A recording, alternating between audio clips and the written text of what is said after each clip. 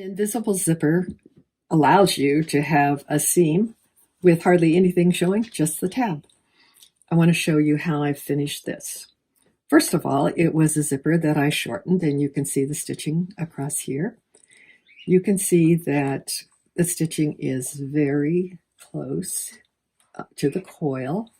I don't think that shows here, but you'll see when I sew it. And that I've got stay tape underneath the seam allowances.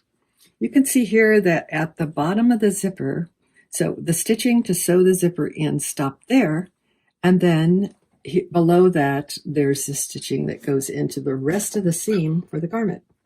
Also, these tails will be just loose if you don't machine stitch those to just the seam allowances at the bottom.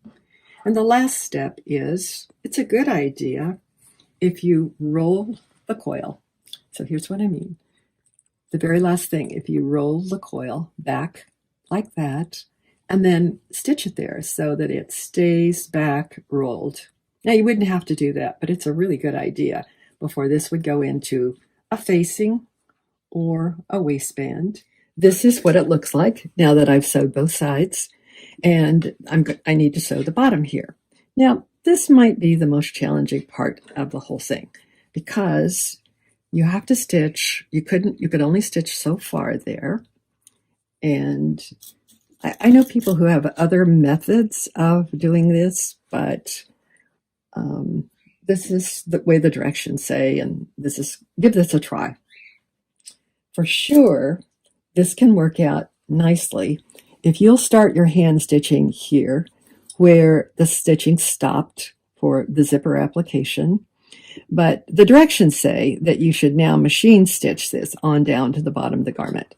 Well, that's where it's a little bit tricky. You're trying to pull the zipper out of the way. You're trying to get your stitching up there pretty close to where you left off. And that's where if you hand stitch a little bit and then permanently stitch, you'll have a better chance of getting that. But I'll just do it with the machine and we'll see what happens. So the zipper foot has to be away from where my stitching is.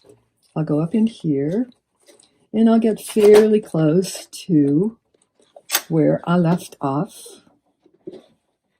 And of course I don't want to be catching the zipper in with this.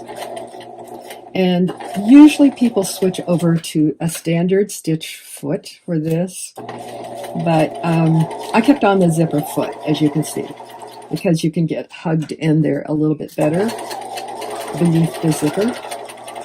And I can go on and sew down the rest of this dress, skirt, pants, whatever it is, like that.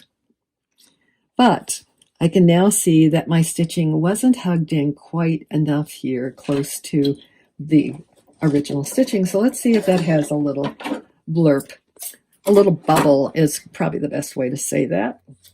Okay, this is what I've just stitched, and this I did sew below the zipper, application. That's where the zipper application was, and then this is where I sewed below. And I still would recommend that you do a couple of little stitches there by hand before you try to do that, but this turned out pretty well.